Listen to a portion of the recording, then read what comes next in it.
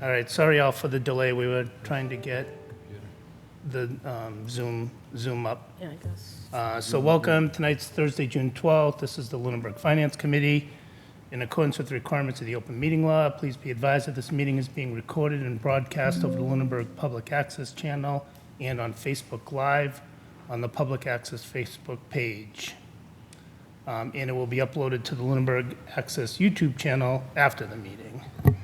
If you want to join the Zoom meeting or by phone, go to lunenburgma.gov, and under the calendar, you'll find the agenda for this meeting, with the links and the call-in numbers for the meeting. And with that, if we can rise for the Pledge of Allegiance. I pledge allegiance to the flag of the United States of America and to the republic for which it stands, one nation, under God, indivisible, with liberty and justice for all. Yeah, I know. All right. Do we have any public comment from the public? If there's a public. Any public comment from the committee? All right. I guess I went a little out of order. Any announcements from anyone? The farmer's market starting tomorrow, I hear, at next to the TCP building. I don't have the hours, but if you go to the Lunenburg Facebook page, they'll have the hours. It's a new location, new day. It'll be great to see our neighbors there. Excellent. And they're like once a month now or every other week or something? Yeah, it's a different schedule, so I don't have all the details with me, but the first one is tomorrow. Okay, great. Glad to see those coming back. I know. Me too. Any other announcements? Yeah. There's a meeting Monday night, 6 o'clock, regarding the MBTA communities thing any board is holding for public input. Excellent. Are we considered an MBTA community? We are, yeah. Yes, Adjacent small they'll be community. discussing locations for this MBTA community housing. Yeah, it's because we abut We're a hosting. town that has a stop, I guess.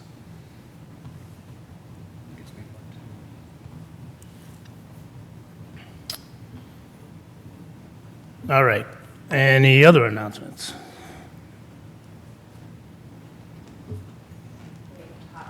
Okay, I'm buying time for you. Okay, so I did look it up, if I could. Okay. Just add to my short comment. It'll be Fridays, 4 to 7 p.m., next to TCP building, June 13, July 11th, August 8th, and September 12th. So it seems to be close to about a month, once a month. Seems to be maybe likely the first Friday of the month. And next to TCP. Thank you. Great, thanks, Anna. All right, so the next items involve town manager, so I will wait for her to print. All right, first one, do you have any town manager reports for us? Sure. So two items to report to Finance Committee. One is that the Finance Director will be delivering the Q3 financial report to the Select Board at their meeting of June 17th. So if you're interested in hearing that, that's upcoming. And the second item is just to bring to this body's attention the financial policies that were drafted as part of a grant, a previous grant. Those financial policies were drafted by the Division of Local Services, and they were never approved by the community. So I just need to get that back on the radar of folks. I will circulate the draft form. Some folks may have read this maybe a year ago or so when it was originally circulated. It might be new to others. So it's several hundred pages thick, so there's a lot of material to review. consider whether the recommendations made by the Division of Local Services should apply to Lunenburg in the way that they have them proposed, and then ultimately the Select Board will be adopting the policies. But there's a desire that this committee really vet that first. Yeah, so on that one, there's a lot in there. Is it going to be taken in chunks throughout the year or all at once? However you would like to organize it. We can work on that if we want to do it by Okay. sections, yeah. I thought the kind of prevailing thought about a year or so ago was that it should be probably taken in increments, just because of how much is in the document. I think that, yes, it should be taken as increments, but that each board, this board should complete their review because there are sections that are going to tie to each other within the document, so you should complete your review in totality before the Select Board starts looking at the increments that you might have looked at already.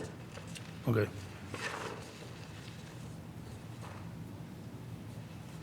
Were the policies drafted with like a Lunenburg-minded policy, or was just sort of a template by the DLS?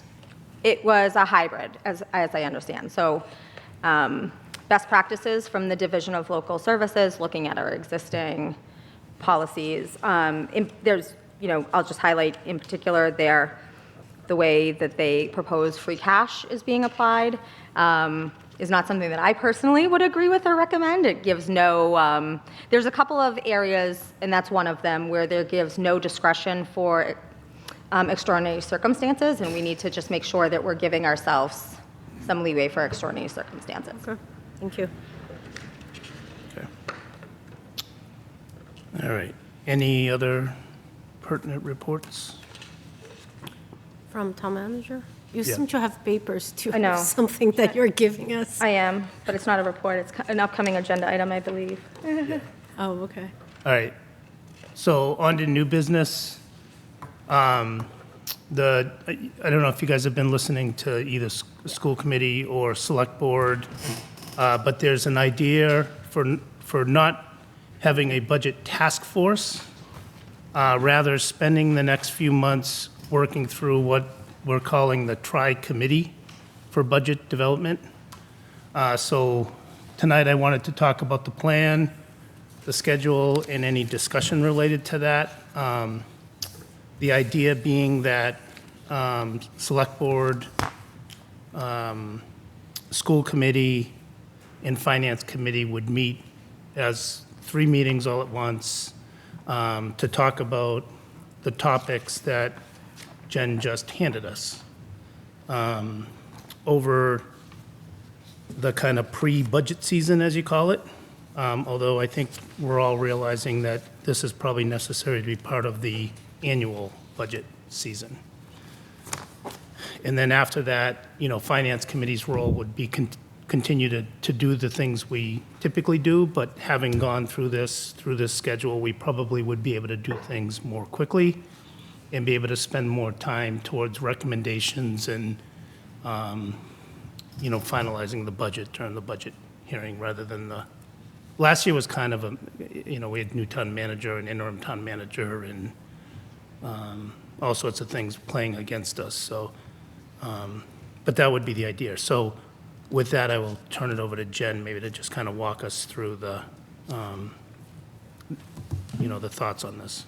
Sure. So thank you, Mr. Chairman. We have heard a lot of feedback from the community about what the community is asking us to do in preparation for the FY27, typo on the top of the page, it says 26, but FY27 budget cycle. Some of those conversations were born from this body. Some of those conversations have been born from things we've heard from the public. But the goal here is rather than have some dedicated folks from each of the boards who really dial in on the budget task force, to have the full representation of the finance committee, school committee, and select board participating in this process. With the notion that by the time we get to January, we have an idea of where we are and where we're going. That would include everything from budget cuts, level fund, override potential, that we have explored all of those options by that point. So to get there, we have a pretty quick, if we're meeting just on a once-a-month basis, we have although January feels far away with the beginning of summer, it's really not. It's not a lot of meetings to get to January. So we would propose to begin in July with the first meeting of the Tri-Board, discussing areas that we have heard about that folks are interested in us exploring consolidations or efficiencies, particularly around the areas of school and town consolidations. We know that we've heard those things come up. I've heard conversations about facilities department, human resources in particular. This list that it's before you tonight is not meant to be all-inclusive. This is thoughts that I have heard as a starting base for these conversations. So if there's other areas that folks would be interested in for discussion, that's the time to raise them. The idea here is if there's something that has no legs and there's no interest, let's identify that early and discard it. But if there's something that folks really are interested, that we think it's an area that we should explore, we can address that and then come up with the reasonable timeline. So some of these proposals take a couple years, perhaps, to get together, so we can say to the public, yes, we are, for example, I'm just using this as an example, but we are exploring a combined facilities department that has union impacts that'll take us in at least 2 years to get to. And so that we can just tell people we're working towards something, or that we have made a decision that that doesn't make sense for the town. Trash enterprise is another area that we know folks might be interested in us exploring. I would be highlighting any areas that we know that there's requests coming in for departmental growth.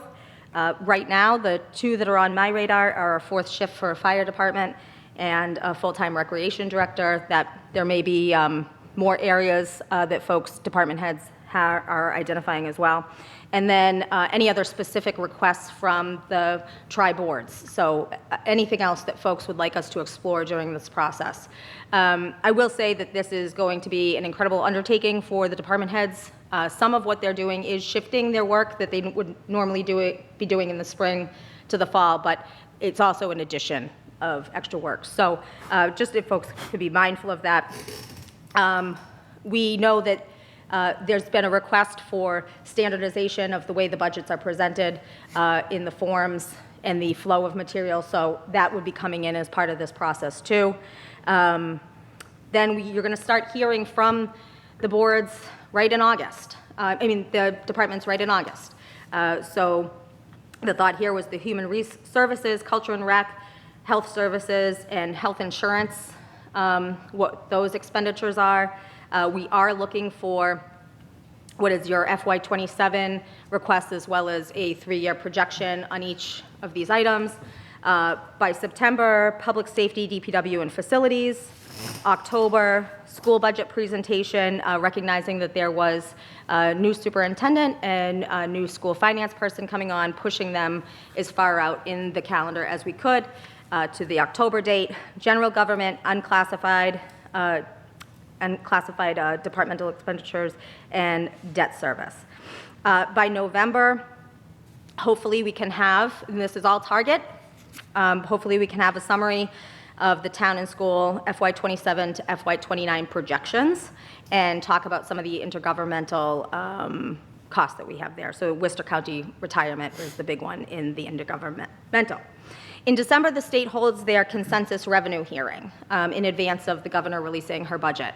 The idea here is, and that's just on here because the December date is going to be very much tied to what comes out of that consensus revenue hearing, that we can hear what the state is messaging about how their revenues have been coming in so far, and we can get a sense of where we might be headed with the governor's budget.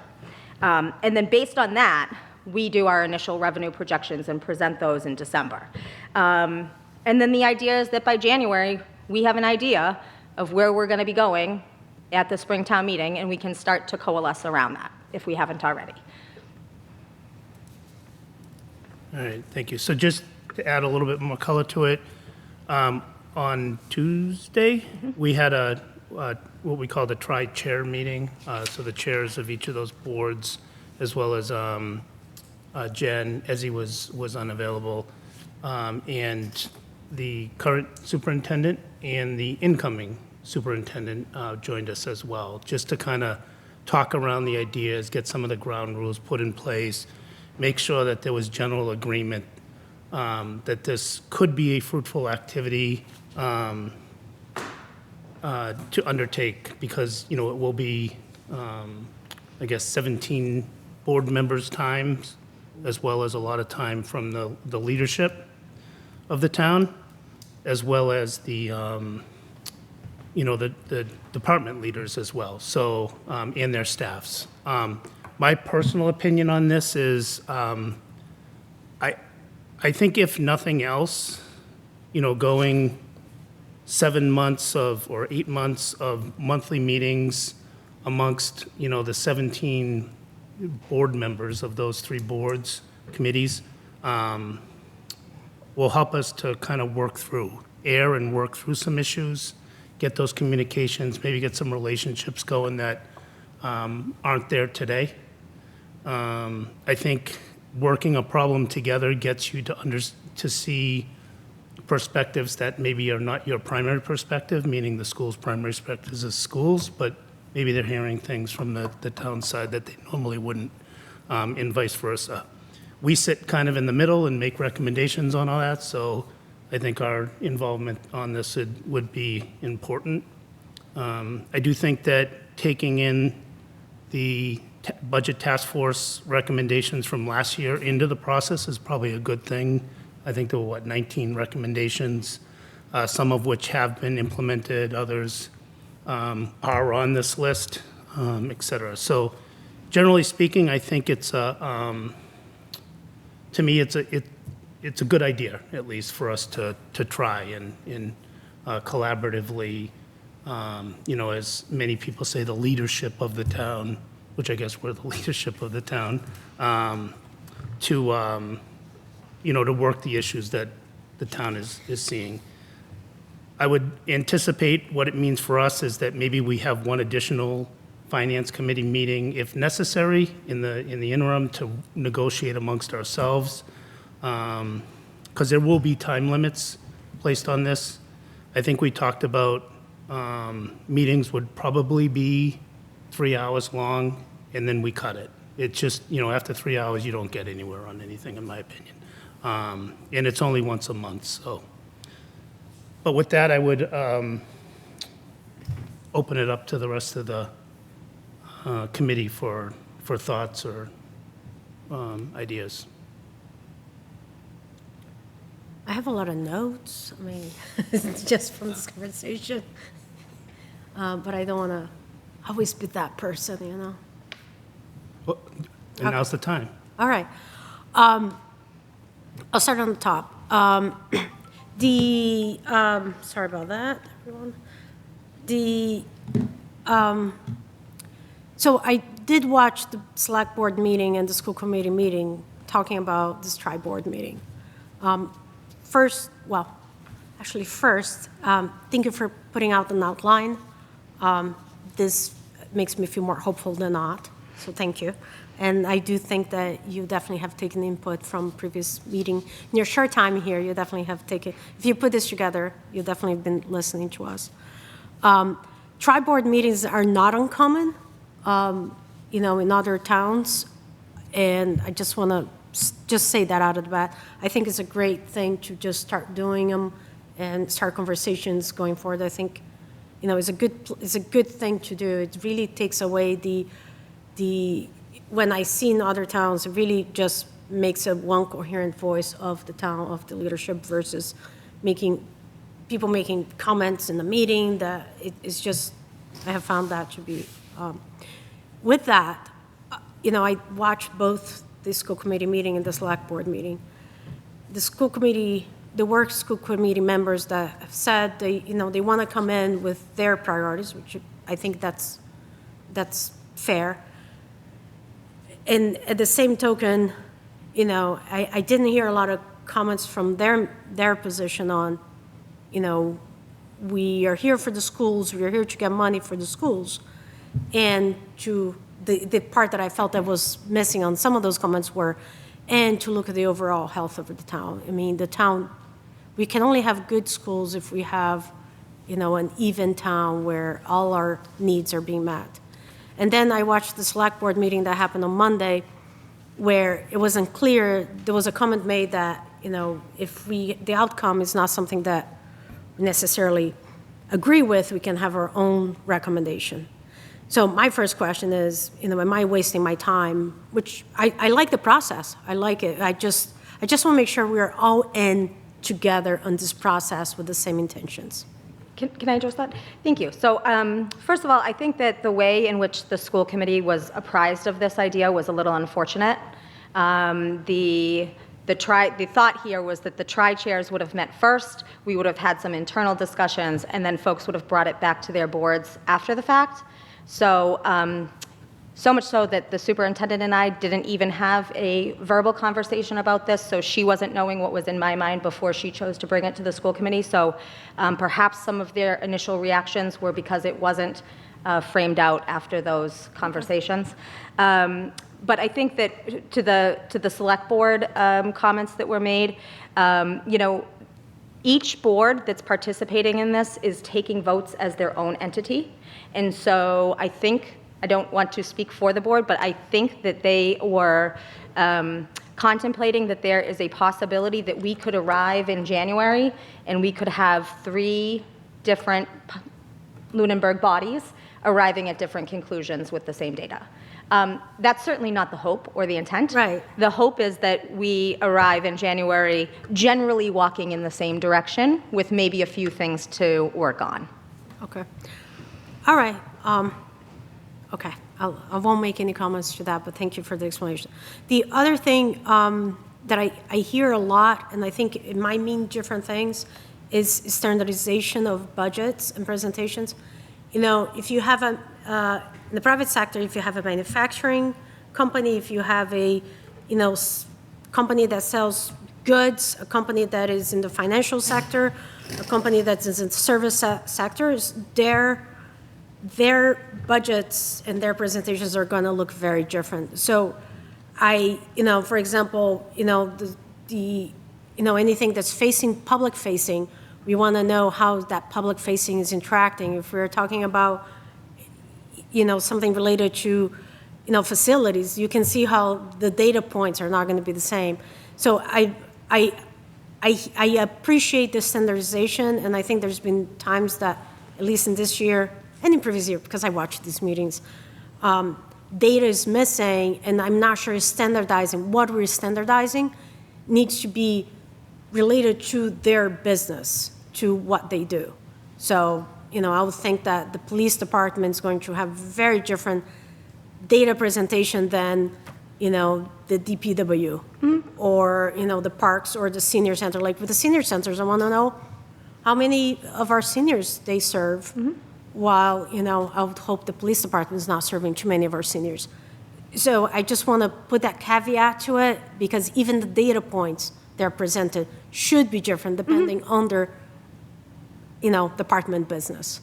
I think we talked a little bit at the tri-chair meeting about what some of that should look like, but certainly if folks have examples or ideas or anything from other communities that you've seen that you really like, or even if you haven't seen it in another community, but you say, I would prefer if the information was delivered in this sort of way. Certainly the actual information will be different, but we were talking about how we should do goals-based budgeting, and we should really index what, if there are changes, what larger goal that it ties back to, a 3-year look back, and then a 3-year look forward. And so that's just some of the basics. But if there are specific ideas, No, we would love them now. Now would be a great time. I don't know what these things look like. I'm just saying that my question is related to one department is not going to be related to the other, because the data should be very different. No, but you should have the same types of information coming from all departments. Sure. If there's metrics that are relevant to their budget, there should be a slide that talks about those metrics. If there is, the goals section should be the second slide of every single budget presentation, just standardizing the way the information is coming I'm just throwing that out there. So I really like the the July 8th meeting seemed very straightforward, what we were doing.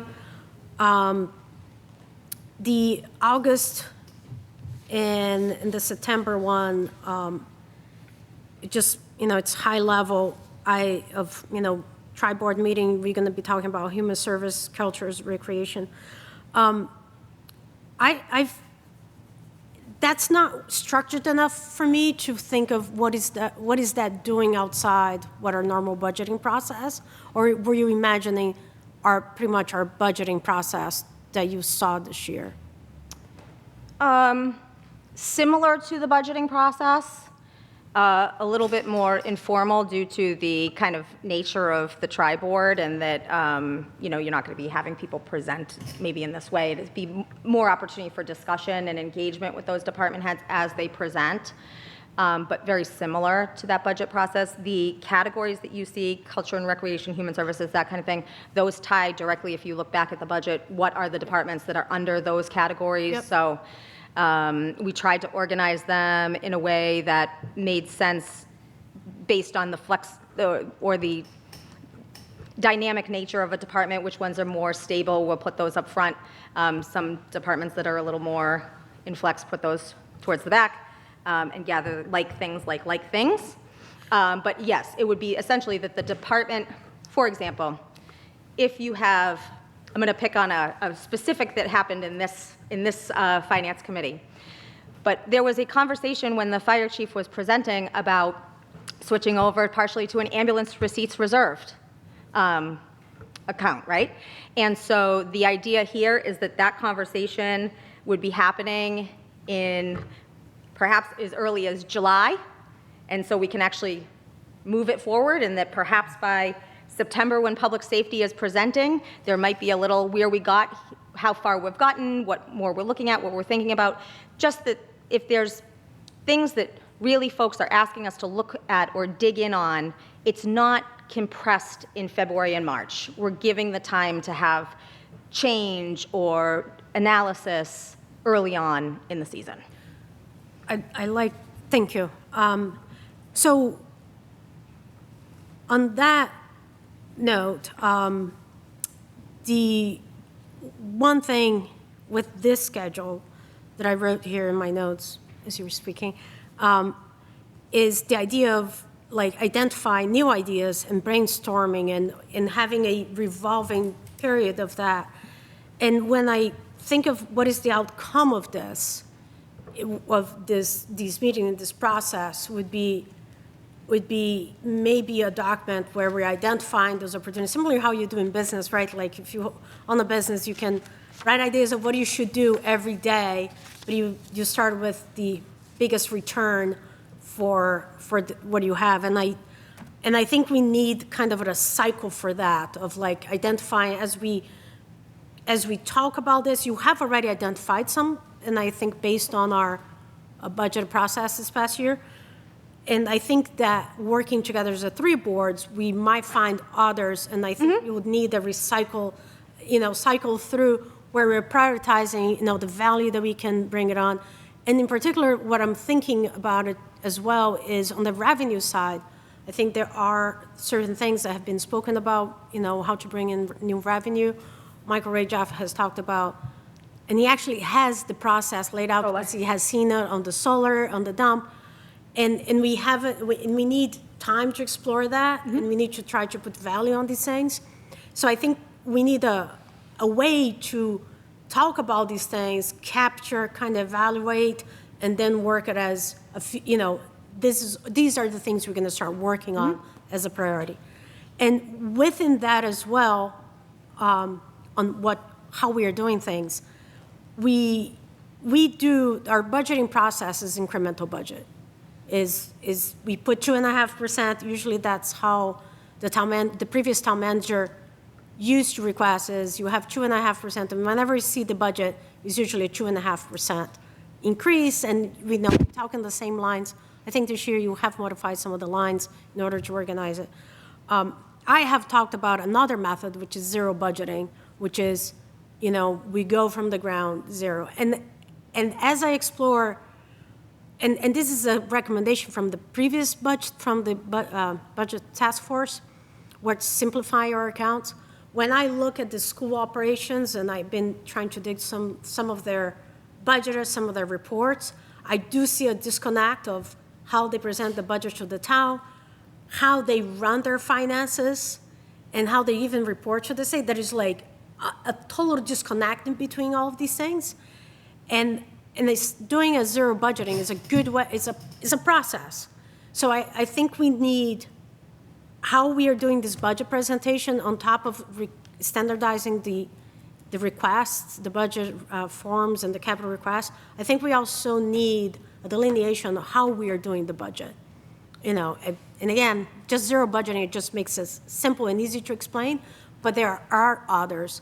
Because tying back to something you said is goal-oriented budget, where we define what our goals are and we develop a budget from that. That's a little different than zero budgeting, and I think there might be something in the process, but it would be great if we could delineate an outline of how we are doing this versus just, this is my budget from last year, I'm increasing for the most part 2.5% to everything. And, you know, you weren't, and we're going from there and we're analyzing based on that, and I think there's some growth that we can do it as a community. We're good. Okay. Yeah, we're good. I will say that this is a big undertaking and we can move towards some of these things. I don't want perfection to stand in the way of progress Oh, in no. some chances. So, no way. Yeah. No, fully agree to that.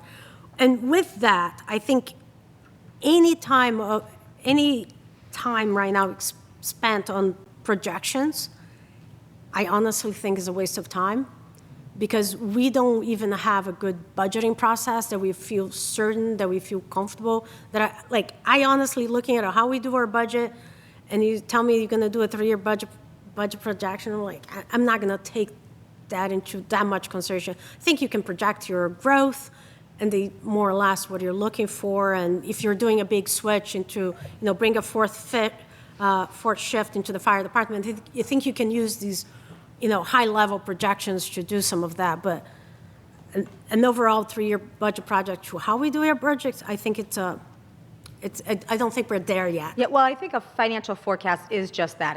It's a forecast, right? It's no different than the weatherman tells you today that tomorrow it's going to be raining, and then it turns out it was a sunny day. So it is a forecast. But I do think it has a utility, because if the outcome is that we end up at a consensus point that we are asking for potential override, the question that I believe that we need to be answering is, does this get us through this year, or does this get us through next year, or does this buy us a little time? And I think if we can't answer that, then we probably haven't done our job. And so what I'm trying to do in the financial forecast is just kind of nail some of that down of, this is where we think we're going. But again, I think there's probably 100% chance that any 3-year financial forecast, by the time we're at year 3, will have deviations, and sometimes substantial, because we don't know what's going to happen. Right, and my point was, if we're spending a lot of time on it, I think it's a lot of time on it, Yeah, I think we should be spending most of our time on projections, to be honest with you. Yeah. Projections are easy. You look at trend data through all this stuff, So we should there spend- are trends. Most of our time? Yes. When you're budgeting, you should be looking into the future, not looking at this year. It's like looking at your checking account and saying, yeah, let's go to Disney World. And then you're like, oh, yeah, you have that big payment next month. Oh, yeah, crap. Projections are pretty easy. This stuff is pretty Well, so that's not most of the time. My point was, we shouldn't spend a lot of time of trying to imagine, every single detail. I don't know. I think if we only look at a year ahead, you're kind of behind. You're already behind. So I agree. Projections are a really important thing. Looking out. Also, we keep talking about overrides. Well, when does the town get sick of voting for overrides if we ask for one every single year? Whereas if we do look out 2-3 years and ask for 30-40% more on the override to cover for that, then we're not going back to the town every single year. The people I've talked to are have disgust in one hand and a for sale sign for their house in the other. Yeah. We're really starting to hammer on people with this, Yeah. with these additional tax burdens. So anyway, It that's my always view on it. amazes me that somehow towns, our insurance, for my insurance and my house here and another one, up 10%. Nobody said, oh my God, let's go to the insurance company and get mad. Well, because of this, that, and the other thing. It's like, well, this is what it is. And I think what this does, this tri-board thing, is to front-load information so that we can be aware of things that are going to be an issue in this year's budget or the next fiscal year's budget, and also look for the next 2 years. And year 2 and year 3 will be less perfect, but they'll give us a sense. Is it, well, because we don't know what health insurance is going to do next year. What about 2 years from now? What about 3 years? I don't know. We can say, well, it's going to go up 20%. Well, maybe, but maybe not. Who knows? Who knows what's going to happen? So we have to make reasonable judgments and move ahead. So that's what this whole thing is to front load the information, to have discussions, and to give us time so that at the end of November, we have a pretty good idea of where the issues are, and we can have time to discuss it. And if it means an override, then we can have a nice discussion with school committee in town and have a discussion about what it is. Now, historically, we said everybody gets 2.5% increase in their budget. Well, maybe that's not the right thing to do, because maybe the school needs more and DPW needs less because oil prices are down and they don't need as much or whatever. I don't know. I'm just making things up here. But we have to be able to look and see where the right things are. And I think this here does that for us. And if this is an annual thing, and maybe next year it's this, but we switch it around a bit because we learned something this year. And then the next year it gets a little better too. So I think this is something that we can move on. But I think it's the biggest thing, I think, at least for this committee, we've been saying is we like to get more information up front and have more time. Time is important because that's where, because when we go back 2 years ago, the school committee was literally, rushing through and putting 45 different budgets together because they were rushed for time and they were making errors and they were having discussions and people were getting angry. Well, if it's in November, well, we have a couple of months before we really have to get down and dirty and really put the numbers together. And that time we can have discussions and figure out what we need to do. And I think those ideas that come up during these discussions have time to actually be implemented. Because if you're in March making recommendations on one thing or another, it's, you don't have the time to pull it through, so. So I just have one last of my notes. Financial management and reporting, I think is something else that I think the town does a good job, but I think it's with the schools, I think there's some growth to be had there, and that's where it ties to the way the budget they present to the town, the way they manage everything, and the way they report to the state is very different. And when I say financial management, I mean their revolving accounts, their grants. They get a lot of yearly grants, and I know this year their athletics revolving account was almost $200,000 negative.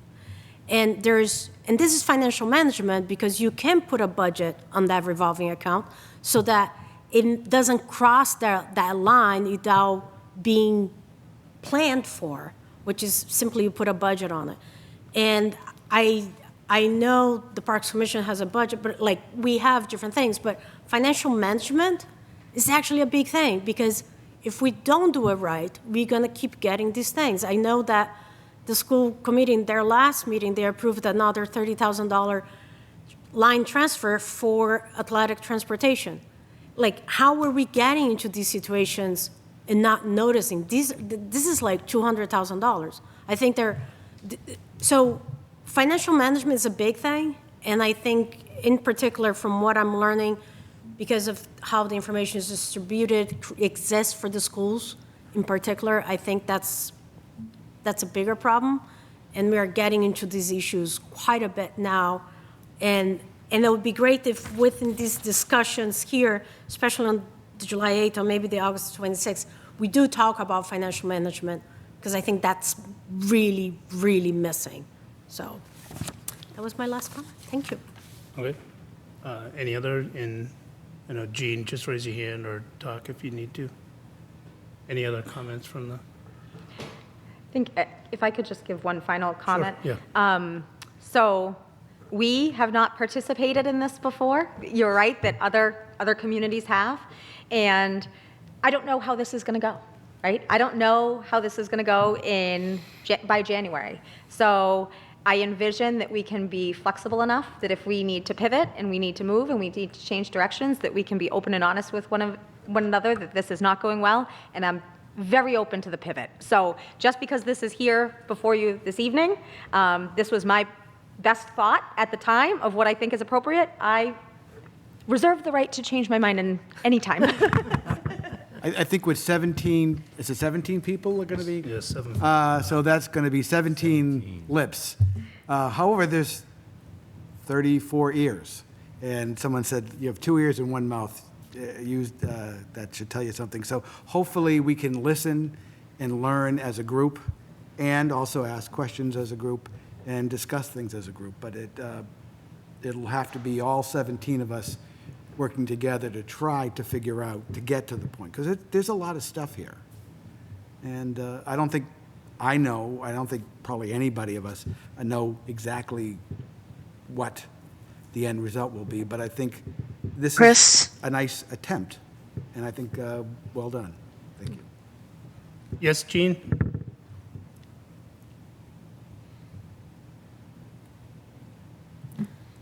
Are you on mute?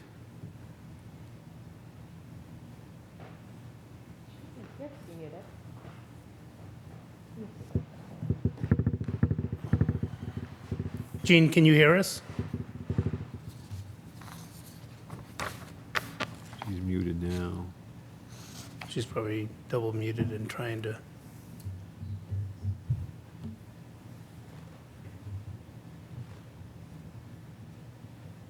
Now she's off. Now she's muted again. I think you sometimes find yourself double muted. Double muted? Or you mute Zoom and you mute your device and you fight against Well, each here, other. showing the mic is- She comes, if she has something, she'll say it. I will say that I think going into this process, there needs to be patience. I think that this is the right step forward to make budgeting a yearly process. And,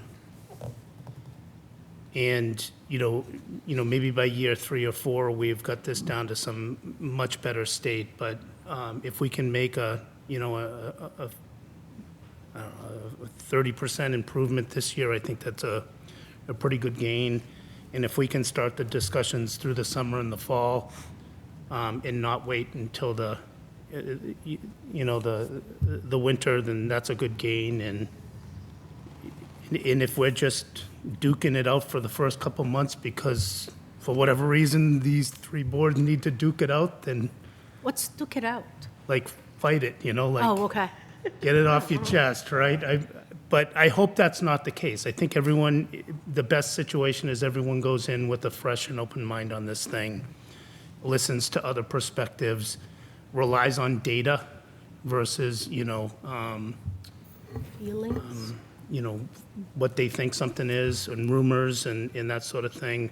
The other thing I'll say is that there's a lot of new people in roles that, I'm in my 6th year on Finance Committee, and I think I almost have the lingo down, and I still mess it up. And I kind of understand all the revenue sources. So there's a lot to learn for some members as well. So they need a safe space for that. And hopefully this is a mechanism for doing it. So I think it's a good idea, and I'm hopeful that it does bear. And I do hope that the boards, come out of this listening to the others, and we only recommend, but that the school committee votes the way that the select board has potentially influenced them, and the select board potentially has been influenced by the school committee, and the 2 leaders of our town form a good relationship, and don't know, maybe I'm optimistic. That's the engineer in me, I guess, but I think we can do it, so. I like the idea of things getting better, a little better. More time to work together, I think, this year versus next year versus the after.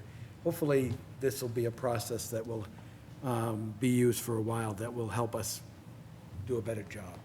So- And get to the final budget, whatever it is, in a easier, more reliable way, rather than just going crazy and, after the first of the year.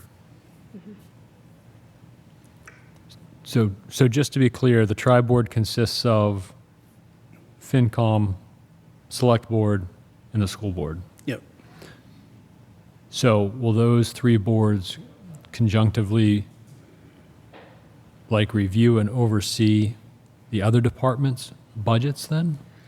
Or review them? Because I kind of see a conflict of interest there.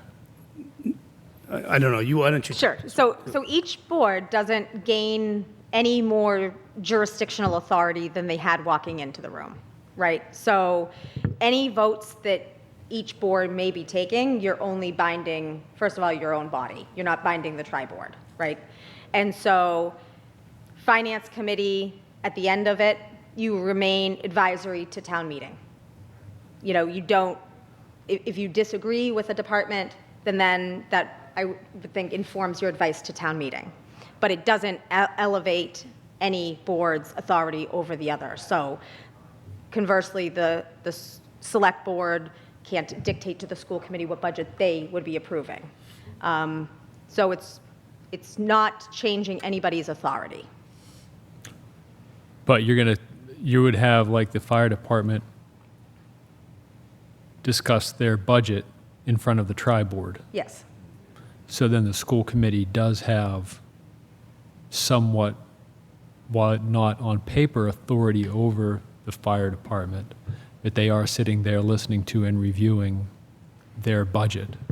And then, yes, so they could ask questions, they could understand how it impacts, they could understand how different departments impact the whole, but at the end of that process, they are only approving the school committee's budget.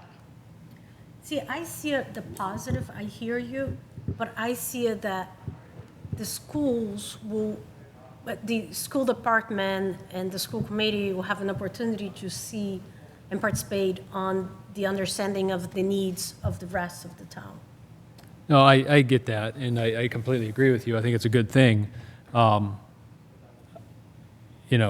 just see it as kind of a, possibly the other departments seeing favoritism given now to the school board or the school department, because they are now more so entrenched in the decision-making process, even though they're not. There is an apparent vision that they are, because they are part of that tri-board.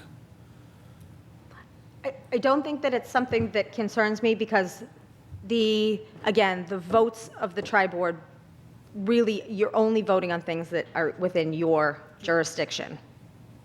No, I So, understand that. I mean, similarly, like the select board, they can make a recommendation on any of the town department budgets to me. And I think that if we were at odds, well, that would certainly be a conversation. But the way that the structure is set up, it's the town manager's budget that goes to town meeting. So they're being involved in a way as well that they don't, the select board doesn't typically get individual in-depth departmental budgets either, like you do. Right. But the select board also doesn't have a department under them within the town. They have the entire town departments under them through me. Exactly. And they have. They have everybody. No, they don't than have the the school. schools.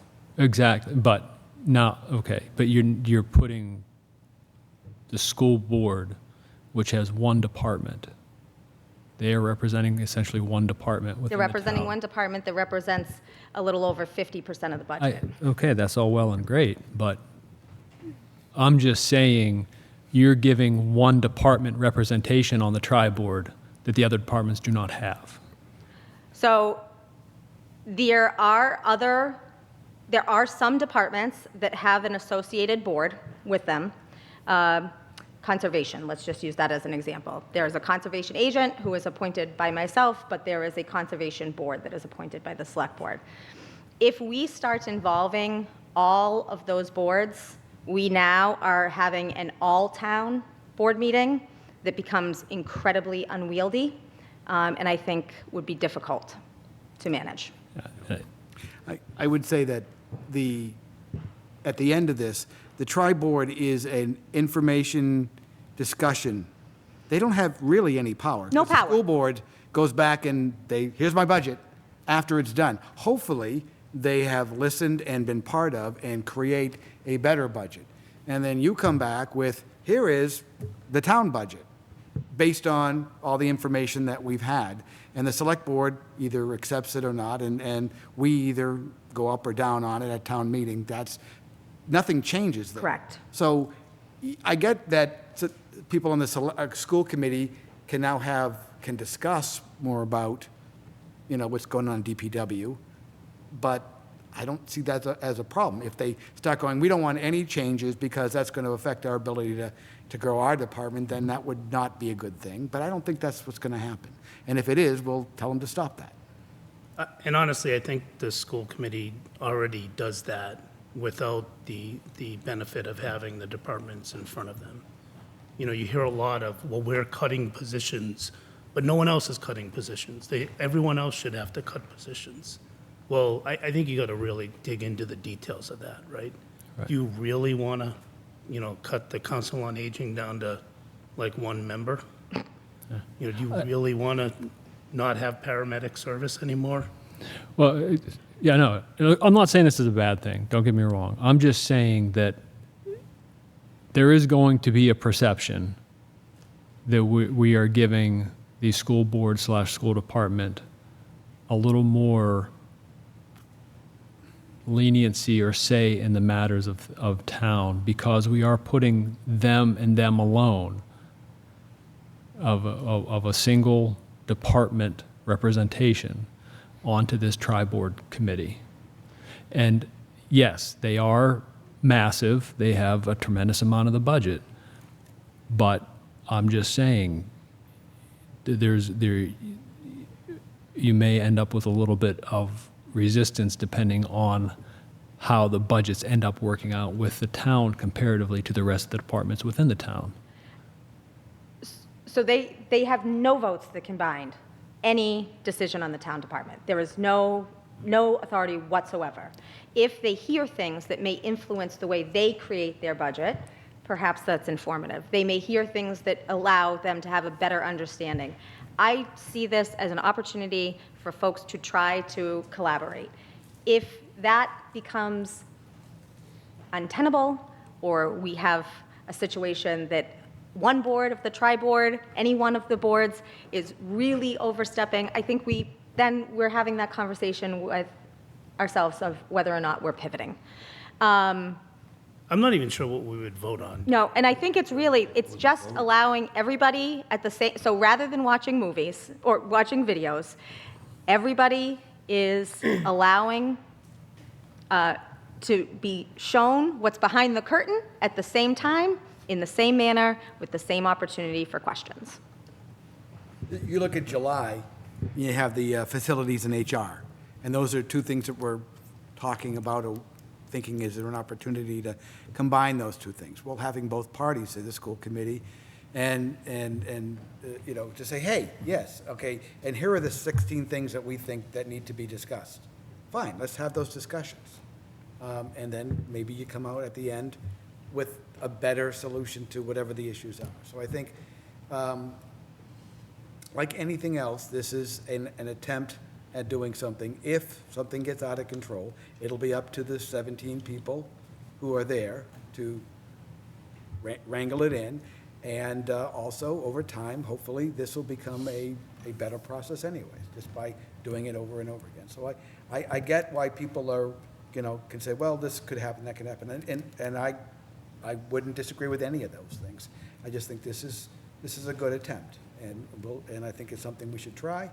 And I think it'll be successful if the 17 people want it to be.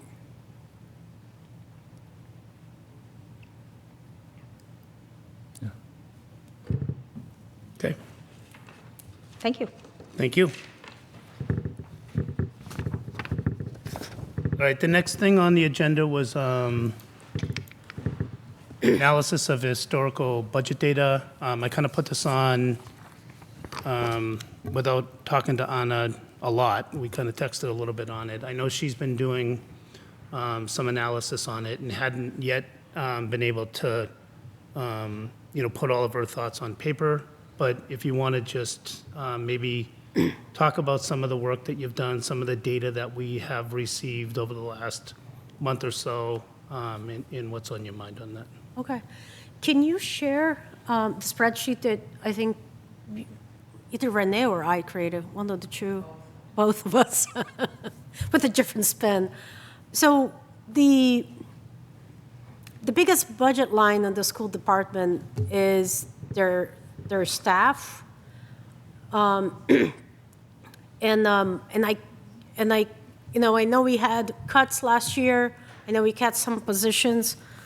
And I asked the school department for data on their past 5 years. And we received different reports that I think that graph looks like a Chris graph, so. Which one are you? Well, anyone. I just want to, show the data that was provided to us. The raw data? Sure. No, not the raw data. I think The that graphs? the collapse is a good one. So we have seen it. So Chris, maybe you can read out the data, the staff increase, reduction, because you can see better. I can't see it from here. I don't have my laptop. Yeah, sure. So, and this is in the SharePoint under budget data, and then trends or something like that. I created a kind of a folder for this one. So what we looked at is we went back to the source of this data is what the school department reports to DESE. I think at least once or maybe twice a year. But there is a once a year report that you can get from DESE. Anna and Renee from Select Board both got this data. They worked together to kind of put it into a common format. And then in the end, it comes down to staff is instructional staff, paraprofessionals, instructional support staff, instructional support and special education shared staff, special education related staff, office, clerical, administrative support, administrators, and medical and health service. So we looked at data all the way back to fiscal year 16. So the idea behind that is, the 16 to 19 sort of, or maybe 16 to 8, yeah, I guess 16 to 19, because it's fiscal year, kind of represents where we were in the pre-COVID portion of time.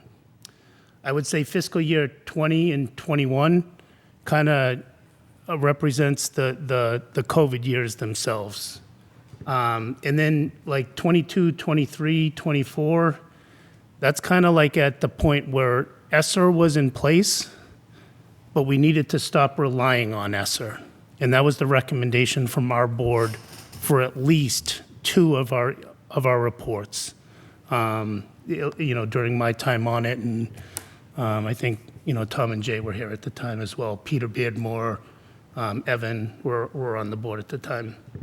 And then 24 and 25, kind of the last couple of years. 26 is not yet available. So you can kind of see the trends associated with those staff. So grand total, fiscal year 16 FTEs for the schools was 204 people. At FY20, it was 213, and it continued to grow year after year, even after ESSER funds dried up. Whereas in FY25, it's 243. So schools has added over the last 10 years 40 FTEs. It's a lot. And I think you had a graph that was overlaid with enrollment. Yep. So Hold on. I don't do graphs.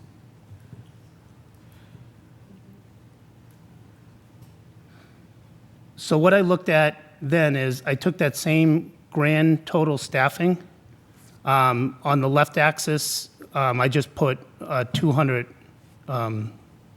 this is FTEs in this case. So from 150 to 350 is the blue graph. This is the staffing.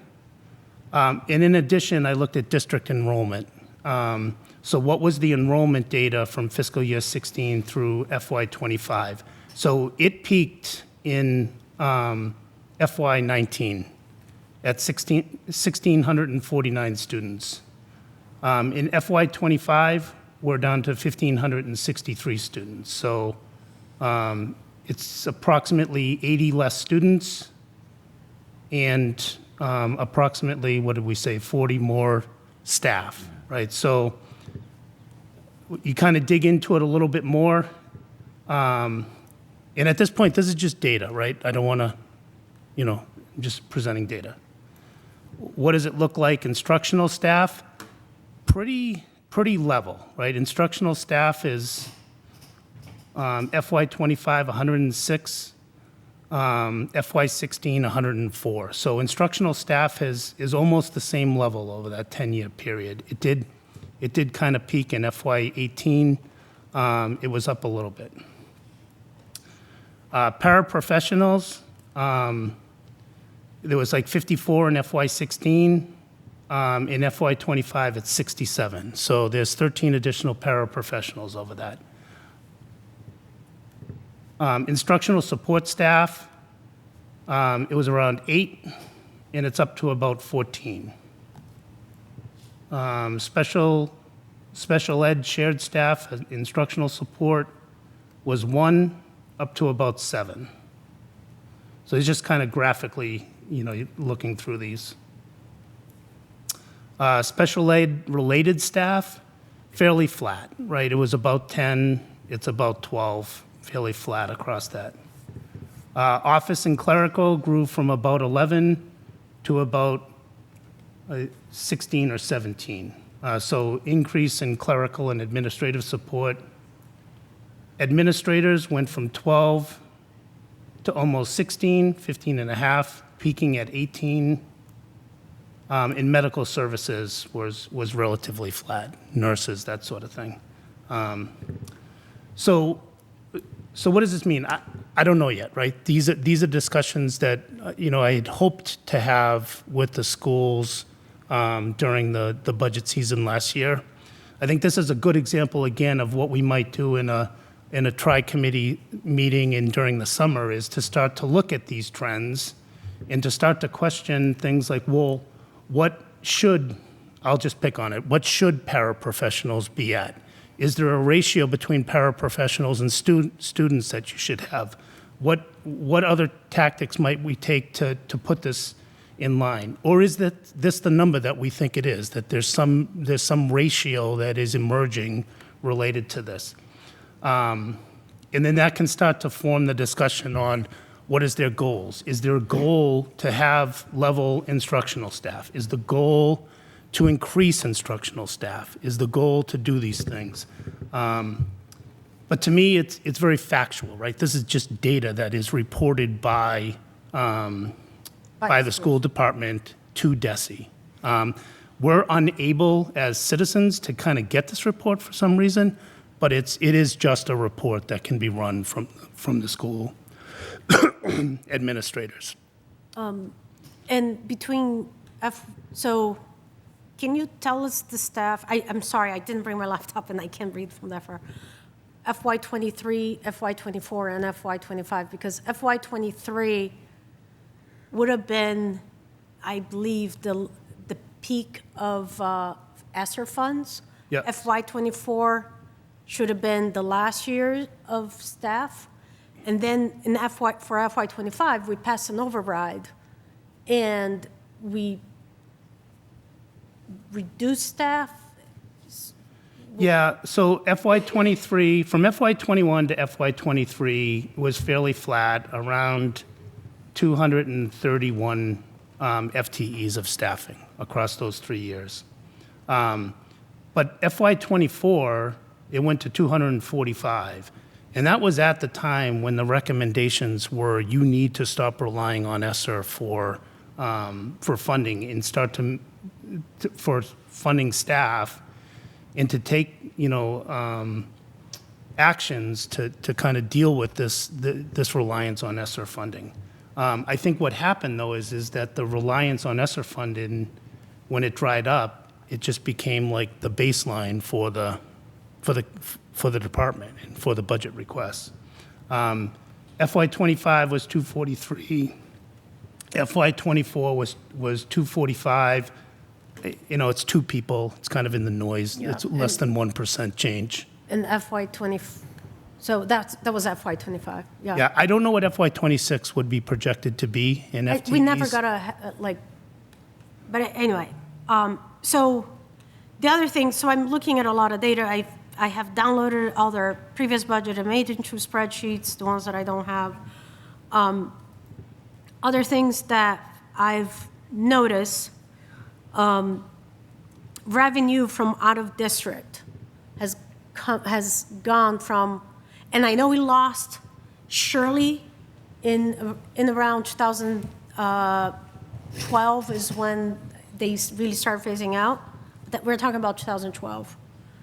But at about 6-7 years ago, our revenue from out of school district was about $500,000. We are down to less than 100,000. And that is, and you can see that by our enrollment, because our enrollment's down. And that is a school committee policy. And it's a policy that they choose to have. So whatever decision we have, and I don't know if I don't believe out of school revenue from students is part of the town's cherry sheet. So their budget don't really get affected by that decision.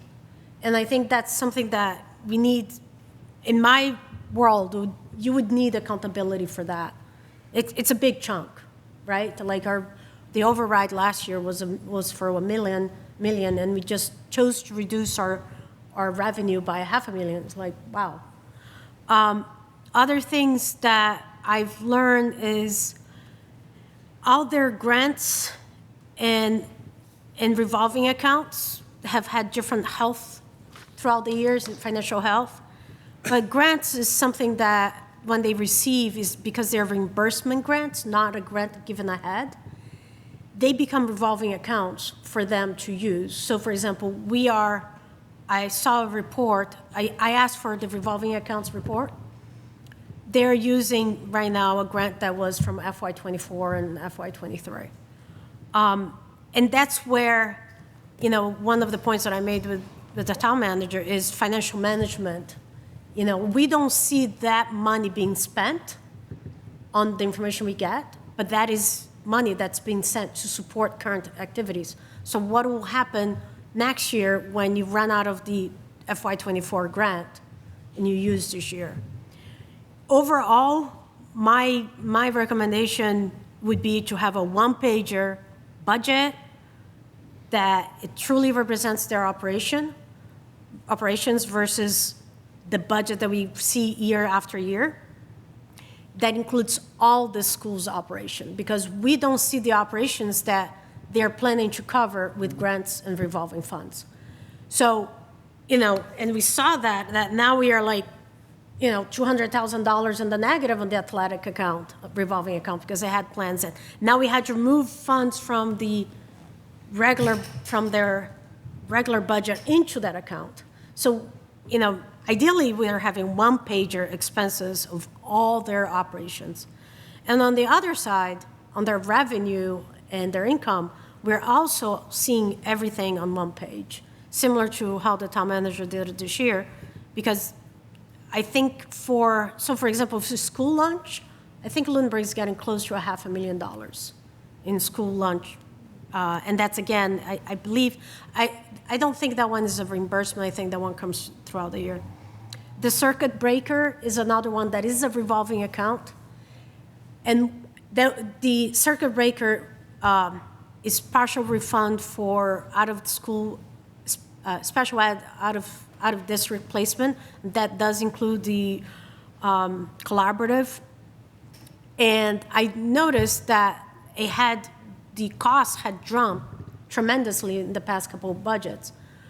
What I've learned is that they changed their accounting practice on how they were managing that. So those lines between FY '24 to today, it looks to be an extra $800,000, but it is, or more, but it is because they have changed their accounting practice. That is a pretty common thing to happen. You change your accounting practice, how you're managing, but we never really heard. So I'm hoping that when I get all the information and data that I would like to have, I'll have this one pager that I would love to have, and I think it'll be clear. Okay.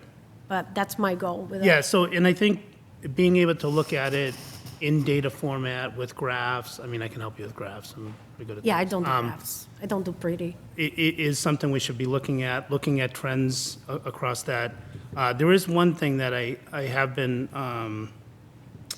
talking a little bit with Tony about is the out-of-district placement can just kill you, right? You could have 10 students move into town that need high care, and some of those care is, they can go north of $1 million a year, depending upon the needs. And to town manager, one thing I was talking with Tony about is there a mechanism by which you can, maybe we need some sort of stabilization, I don't know if you can have it, but so that could devastate us, right? It really could, and there's nothing we can do about it, and it's the right thing to do.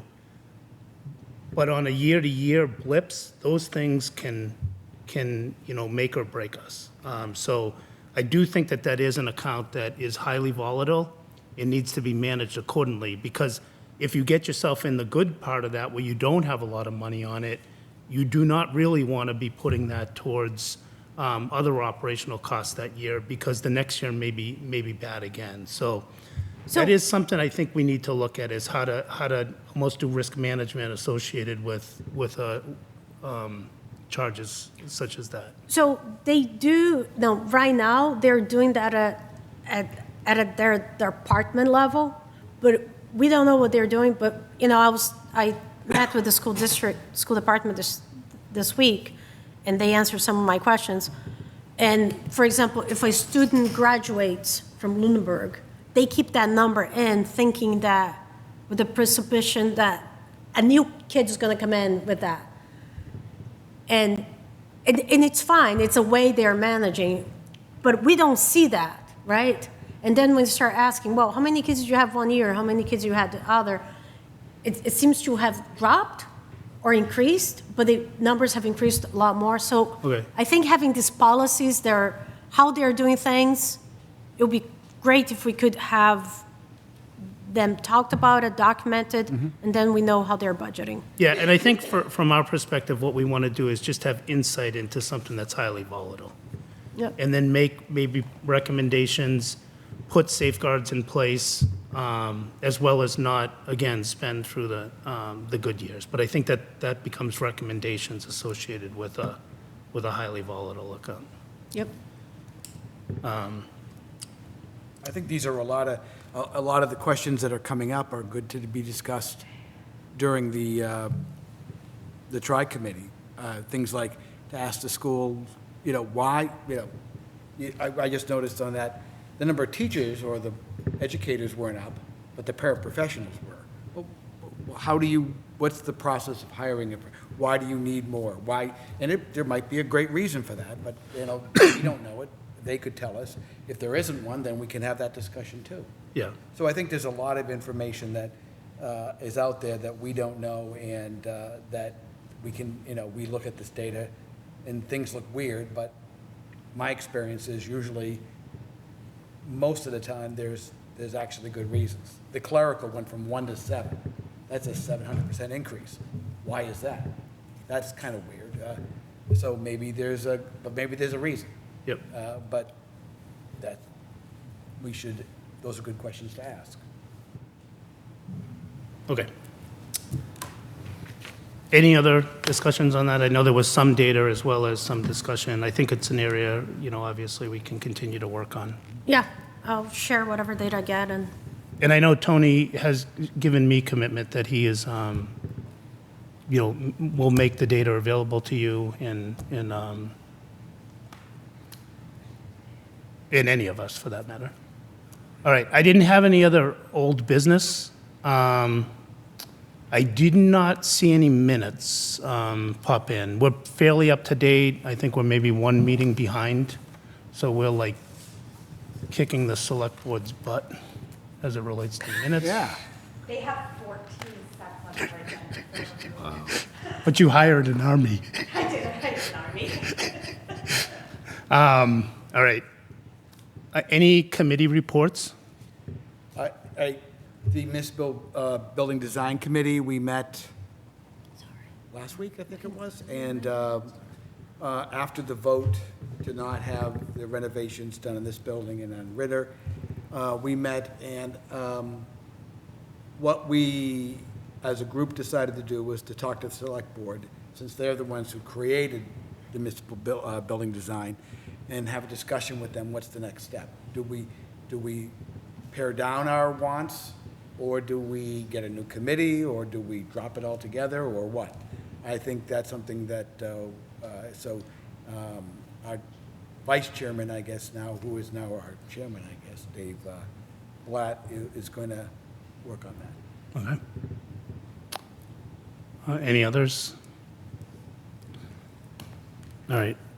I think I was told what Parks decided, but I forget. My wife is the chair again. All right. Any actions or topics for future meetings? So I guess one question to town manager, the budget request forms, capital, FinCom, CPC approval blessings on new forms, would you be ready for that in 2 weeks, or do you think we're really? Maybe. Okay. Put it on your agenda. And if we are, we are. Your meeting in 2 weeks? Well, that's what I was going to decide. I don't have any other real business, maybe. I think our next meeting would then therefore be the tri-committee meeting. Unless you want to dive into those financial policies. I am like drowning at work, so I don't know. It's good summer reading, right? It's like a Danielle Steele novel or something. Riveting read at the beach. Okay. Tanya did tell me that she was willing to help with any of that, if anyone's looking for some guidance or some help on some of that. I think she said she would be willing to support that, so. I just forwarded you her email, Jen. I will be away. I won't be available in 2 weeks, so I don't know about others, but I'm okay with not having a meeting on the 26th. Are you guys okay with that? I don't think there's anything burning. And then maybe we could review those new forms and start to discuss policies. July 8th is a Tuesday, so that would be the 10th. That's the week after the 4th, right? All right, so July 10th, we'll schedule our next FinCom meeting.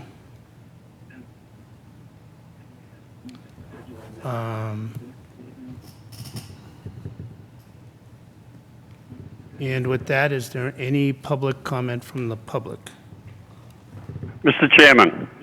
Hello, Dave. Hey, how are you? Dave Rogers, 82 Highland Street.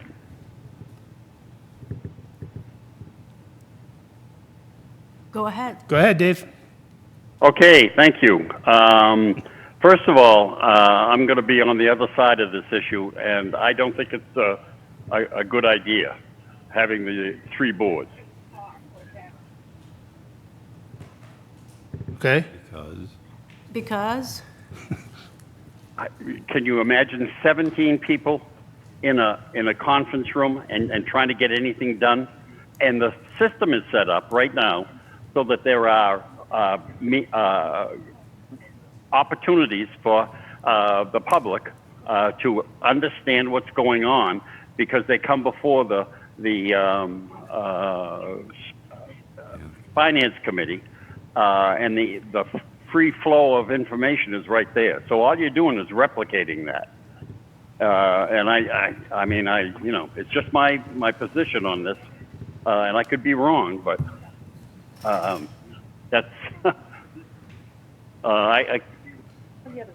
I really think that there is a problem that has not been discussed, because we're trying to, you know, be as nice as possible. But I have talked with Mrs. Lockwood, and she has worked unbelievably. And there is a big problem trying to get information, financial information, from the various people that she has requested, and mainly from the school. And we need to have cooperation, and very frankly, I'm not convinced that we have it. And the way the records and the financial sheets are handled by the school, I mean, they move money around, and it's very difficult to keep track of. Then the other thing that really concerns me is, aside from the operational aspects of the school and the other departments in the town, is there are some things that need to be replaced and fixed, and we haven't even touched on how that's going to be done. So to say that we've got financial issues is an understatement. But the thing that really concerns me is the lack of free flow of information to make people's requests attainable. And that's something we can do, but I'm not convinced that that's being done. And I don't mean to put Mrs. Lockwood on the table to talk about this, but that's how I view it. So the bottom line on this, if you get 17 people in a conference room, I'm not sure how much you're going to get done. And the other thing is, I could possibly see where the three groups get together, and the consensus is, you know, we need more money, and all of a sudden the talk starts around overrides, and I don't think that that's the way to go right now. So anyway, thank you for taking my call, and it's just my opinion. Thank you again. Thank you, Dave. Thank you. All right, any other public comment from the public? Any public comment from the committee? Yeah, Chris, I'd like to let you know that there was no sound until I called Joe and reported it. So that was about 3/4 of the meeting through Zoom. All right, I apologize that for Gene. I don't know what to. That's, Sorry. Yep. Okay, with that, can I have a motion to adjourn? So moved. Second? All right, roll call vote. Gene, Aye. Mike, All right. Anna, Aye. Jay, aye. Tom, Aye. and an aye for myself. We are adjourned. Thank you, everyone.